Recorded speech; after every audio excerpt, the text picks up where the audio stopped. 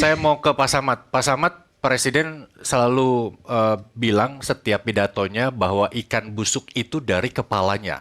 Ya, bagi KPK sudah barang tentu. Apakah ini hal yang sulit untuk memastikan bawahannya tidak terlibat? Kalaupun tidak terlibat, bagaimana meyakinkan masyarakat bahwa tidak ada yang terlibat di bawahnya? Ya, kasus korupsi di bagian ini kan sebenarnya sudah lama terendus. Itu kita bisa lihat dari laporan-laporan teman-teman ICW ya. Sudah jauh sebelumnya ya, pernah dilaporkan. Sehingga sebenarnya kita masih perlu pertanyakan kenapa baru sekarang. Kira-kira itu pertanyaan besarnya ya.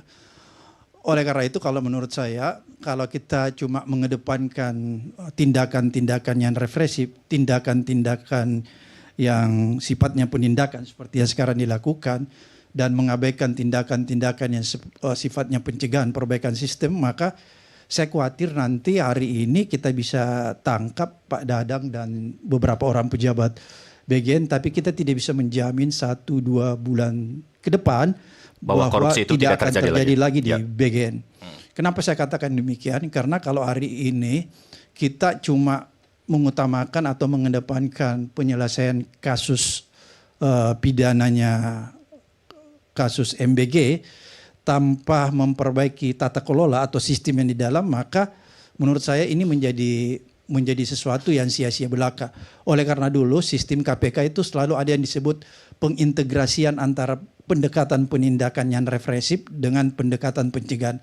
Artinya bagaimana ketika misalnya di sebuah instansi terjadi korupsi, penindakan melakukan tindakan-tindakan seperti yang sekarang dilakukan, tindakan-tindakan pidana, menangkap dan lain sebagainya. Tapi pada saat yang bersamaan tim dari bagian pencegahan KPK itu masuk pada saat yang bersamaan untuk apa? Untuk menganalisa, mendiagnosa. Kemudian dari hasil diagnosa itu dia akan memberikan rekomendasi tata kelola apa yang harus diperbaiki. Apa-apa saja yang harus diperbaiki agar supaya kita bisa memastikan bahwa 1, 2, 3 tahun ke depan tidak lagi terjadi korupsi.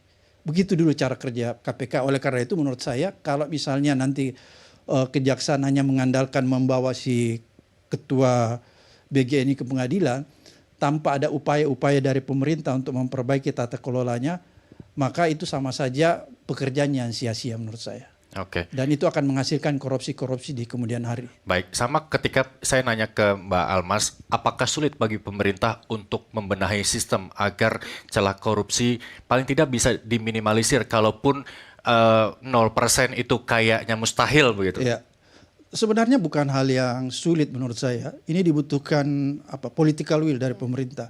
Saya agak khawatir begini, jangan sampai memang ada semacam tanda petik ya, ada semacam membiarkan tata kelola yang buruk di setiap instansi-instansi pemerintah agar supaya itu membuka ruang orang untuk melakukan penyimpangan. Itu yang saya khawatir karena saya melihat hampir di pengalaman saya waktu kita di KPK, kalau kita melakukan supervisi di instansi-instansi pemerintah, KL, kementerian, lembaga, dan pemerintahan kota kabupaten, itu rata-rata tata kelolanya buruk semua. Oleh karena itu saya menganggap kok ini bertahun-tahun penyakitnya itu saja. Kenapa nggak ada upaya dari pemerintah ya untuk memperbaiki tata kelola? Padahal kalau kita memperbaiki tata kelolanya, maka saya pikir kejadian yang terjadi hari ini, baik itu kalau tadi disinggung juga di imigrasi, itu tidak akan terjadi. Karena kan yang terjadi di bagian ini korupsi yang paling sederhana. Ini kan mengenai pengadaan barang dan jasa, motor listrik kan kalau nggak salah. Terlepas daripada itu semua menurut saya, ada satu hal yang harus menjadi perhatian dan concern pemerintah, bahwa ini harus jadi pelajaran berharga. Ya, kenapa pelajaran berharga? Karena menurut saya uang yang dikelola BGN itu luar biasa besarnya. Dan kalau saya menganalogikan, ini sebenarnya tindakan korupsi yang terjadi di BGN ini nggak bisa dimaafkan sama sekali. Jadi saya menganalogikan seperti seorang maling masuk di rumah ibadah, di masjid, dan yang dicuri itu uang yang ada di celengan masjid. Kenapa saya katakan demikian? Ini yang diambil ini uang yang seharusnya bisa memberi makan kepada orang-orang yang lapar tanda petik.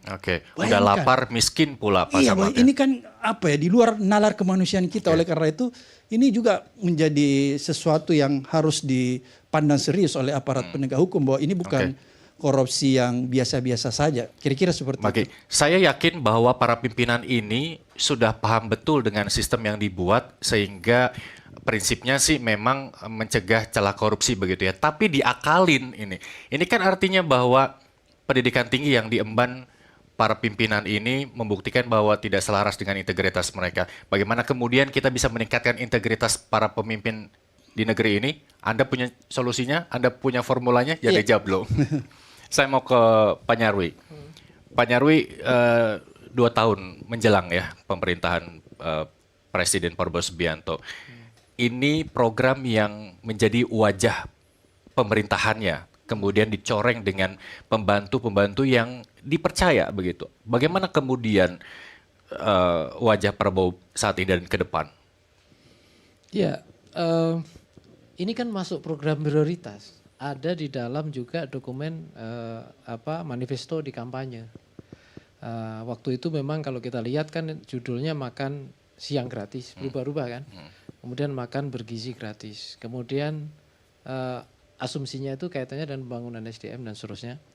Kemudian yang dugaan saya waktu itu tidak disiapkan dengan baik itu adalah kelembagaan dan tata kelola sebenarnya.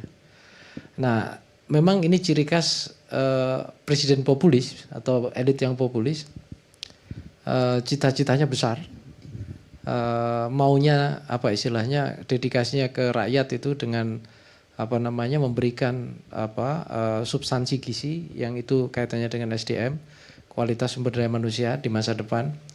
Tetapi kan celah-celahnya itu kemudian dalam implementasinya ternyata banyak kelemahan. Jadi kalau dalam analisis saya ya, risiko-risiko dalam penerapan atau implementasi program ini itu tidak diantisipasi dengan baik sejak awal bahkan. Banyak yang kalau kita lihat di media sosial itu kan ada kesan di mana pemerintah gitu ya, dalam konteks ini tentu termasuk juga disinggung presiden,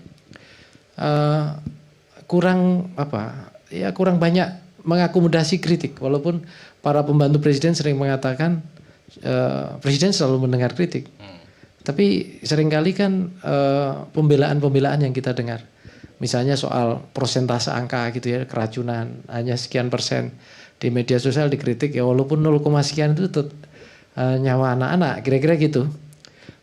Jadi hal-hal yang kurang sensitif ini kemudian menjadi catatan persepsi negatif gitu loh. Nah, ini belum ditambah lagi yang kasus dalam konteks terjadinya korupsi ya di dalam pengelolaan MBG ini oleh pimpinan sendiri.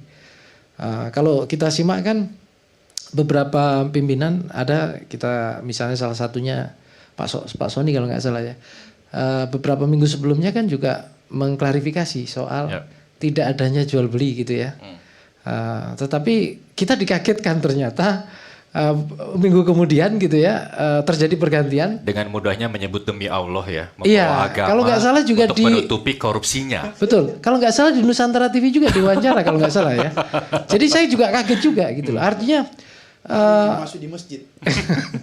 Artinya hal seperti ini mestinya kan dari awal bisa diantisipasi ya.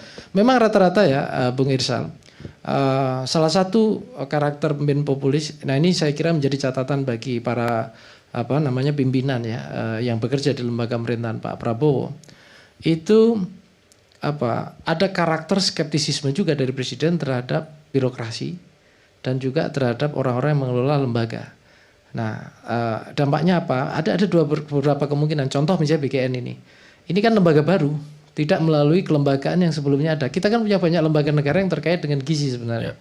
Tapi justru dibentuk lembaga baru. Artinya kan ada dalam tanda petik ya, kalau kita lihat semacam distrust juga. Kalau diserahkan gini kira-kira ya nggak sesuai harapan, maka perlu dibentuk lembaga baru kan gitu. Ternyata lembaga ini juga ya tidak dilengkapi dengan sekian prosedur pengawasan, tata kelola apapun ya. Bahkan ada kesan misalnya bahwa karena ini prioritas kira-kira gitu ya akan dilonggarkan, kira-kira kan gitu. Ternyata kan ada banyak masalah kan.